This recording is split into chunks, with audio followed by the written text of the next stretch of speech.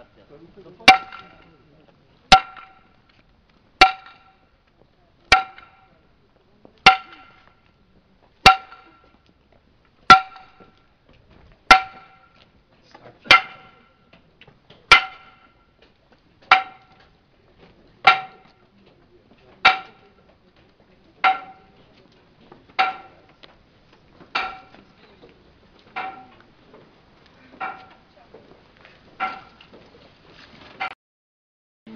Aj v šťavnici, aj v Odruši, aj tak dookola. Snažíme sa okopírovať. Potom, keď prejdeme tam, vlastne sadneme si k tomu občerstveniu, tak potom určite poprosím aj pána docenta Husku, že by nám tiež trošku povedal niečo, lebo...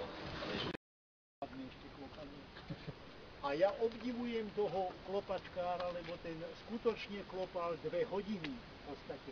A už keď sa blížil čas toho fárania, tak sa to tempo stále zrýchlovalo. Hej, aby aj tí poslední vedeli hop, už musí ísť. Aby teda tempo museli nasadiť, lebo v minulosti bolo tak, a to sa mi páčilo aj u nás, to bolo párkrát na Novej šachte, na koho mal ten vedúci trošku spadnuté a prišiel trošku neskoršie, že nebol na tom šachovaní. Dovidenia, príď po obede.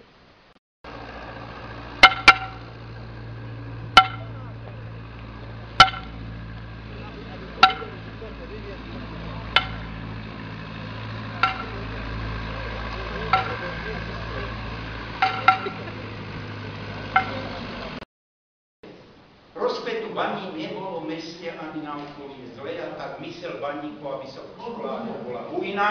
Časy sa zmenili, nastalo úpadok baní, ale tá veselá mysel vraj u baníkov zostala.